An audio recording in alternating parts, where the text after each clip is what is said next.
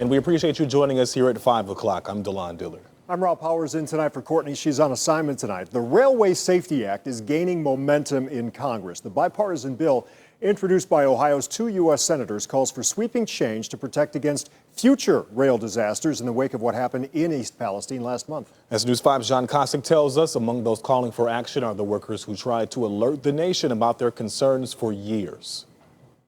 Since the East Palestine train derailment and fire, America has gotten a crash course in the dangers facing the rail industry. But locomotive engineers like John Esterly will tell you these are not new issues for us in the labor field. These are, the crew size mandate and just safety in general are things we've been talking about for decades now. They accelerated, though, in recent years as railroads shifted to precision scheduled railroading, or PSR, in an effort to streamline operations. The drastic reduction in manpower and the cutbacks on inspections of our rail cars and our tracks, our locomotives, the push to do more with less. Jeremy Ferguson is president of one of the nation's largest rail unions and is himself a locomotive engineer who only last year testified before Congress and told them this was coming. There was going to be something catastrophic that was going to be the end result of PSR. Some of the changes that he and other rail union leaders have been calling for years for are now finally being included in the new bipartisan railway safety bill, co-sponsored by Ohio Senators J.D. Vance and Sherrod Brown. The locomotive in the rear pushes, in essence. On this day, Senator Brown meeting with Ferguson, Esterly, and other union rail workers. The bill would set limits for the first time on train lengths and set standards for maintenance and raise standards for cars carrying hazardous materials. It will have a hearing next week in the Senate Commerce Committee. Brown knows that they have to move fast while the public is still engaged.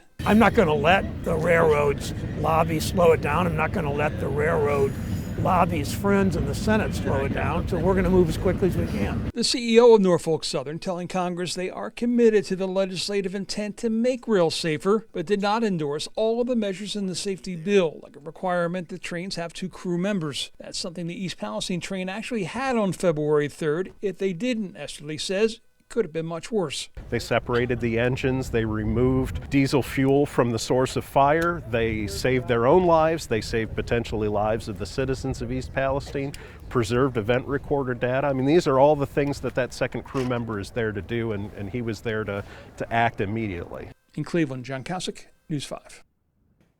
A Michigan law firm is filing an injunction against Norfolk Southern to stop the shipment of toxic material from East Palestine to his state.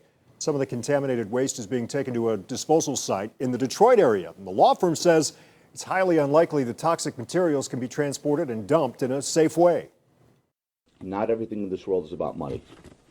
This lawsuit is not about money. We are not asking for damages. We made it very clear, and we were very specific. When we filed this lawsuit, it was merely. Now, just last week, Ohio Governor Mike DeWine criticized other states for their reluctance to accept the toxic material from East Palestine, saying it was slowing down the cleanup process. Meanwhile, Norfolk Southern's providing free hazmat training for Ohio first responders after those recent train derailments. The training starts tomorrow in Bellevue. It's about an hour southwest of Cleveland.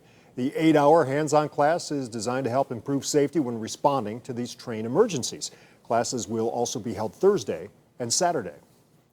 In the aftermath of the derailment, a federal agency will spend $25 million on hazmat and pipeline safety programs. The Pipeline and Hazardous Materials Safety Administration says the grants will support projects for training first responders during hazmat incidents. It'll also be used for community awareness training that'll let the public know what to do in an emergency.